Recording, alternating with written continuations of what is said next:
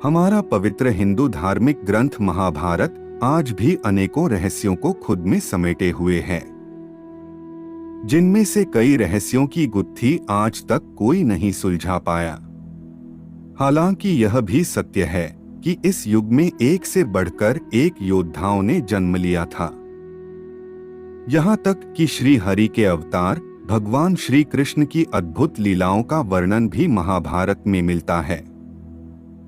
ऐसे में महाभारत न केवल एक ग्रंथ है, बल्कि यह ऐसे युग की कथा है जो कि आधुनिक मनुष्य को कर्तव्यों और धर्म पालन का बोध कराती है।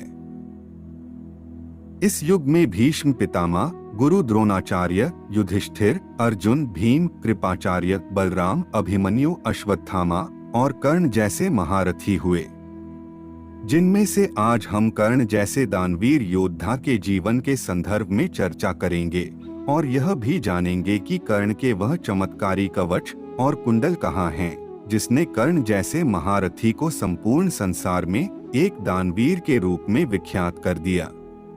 कृपया वीडियो को शेयर करें व धर्मार्थ चैनल को सब्सक्राइब अवश्य करें। विलंब न करते हुए आरंभ करते हैं।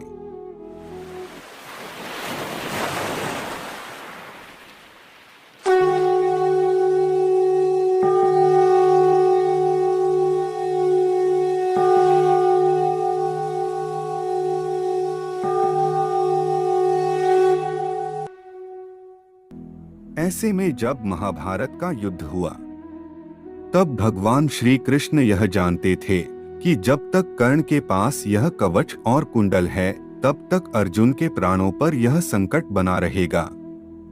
इसलिए उन्होंने इंद्रदेव को एक ब्राह्मण का वेश धारण करके कर्ण के पास जाने को कहा। उधर कर्ण जब सूर्य उपासना के पश्चात राजमहल की ओर लौट ही रहे थे कि तभी इंद्रदेव एक ब्राह्मण का वेश बनाकर उनके समक्ष आए। हालांकि कर्ण को इस बात का पूर्वाभास था कि यह ब्राह्मण और कोई नहीं बल्कि स्वयं इंद्रदेव है,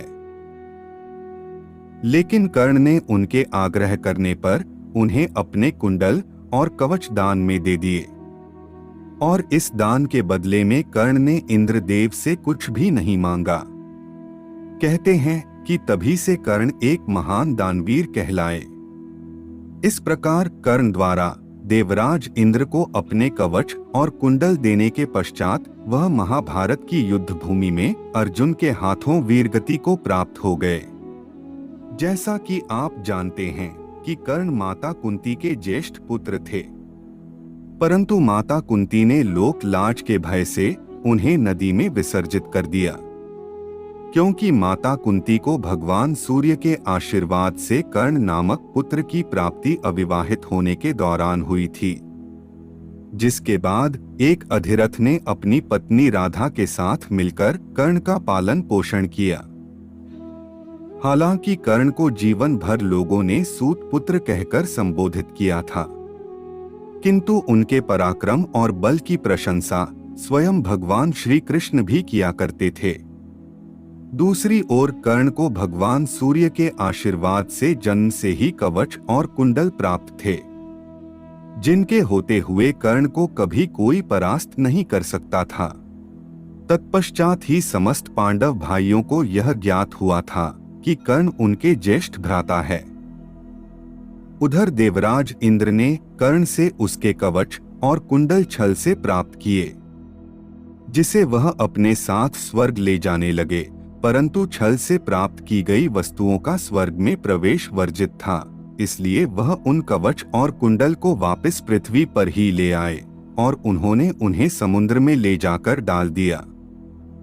कहते हैं कि देवराज इंद्र ने कर्ण से प्राप्त कुंडल और कवच को ओडिशा राज्य के पुरी में कोणार्क के निकट छुपाया था, जिसकी रक्षा स्वयं सूर्य देव और समुद्र देव कर रहे हैं, क्योंकि माना जाता है कि इंद्र को समुद्र में कुंडल और कवच छुपाते चंद्र देवता ने देख लिया था, जिन्होंने इनको प्राप्त करने की कोशिश की थी, परंतु वह इस कार्य में असफल रहे।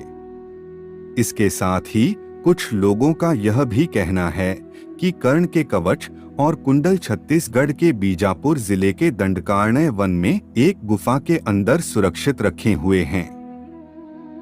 यहाँ के स्थानीय लोग भी यह पूर्ण दावा कर रहे हैं कि यह कर्ण के कवच और कुंडल ही हैं। ऐसे में आज हमने जाना कि इंद्रदेव ने कर्ण से दान में मिले कुंडल और कवच का क्या किया, और यह भी हम जानते ही है कि यदि कर्ण ने महाभारत का युद्ध कुंडल और कवच के साथ लड़ा होता तो उन्हें युद्ध भूमि पर कोई परास्त नहीं कर सकता था। परंतु किसी ने सच ही कहा है कि हो ये वही जो राम रचि राखा। आज के लिए केवल इतना ही। जाने से पूर्व वीडियो को लाइक करें व चैनल को सब्सक्राइब अवश्य करें। तब तक के लिए जय जय श्री राम।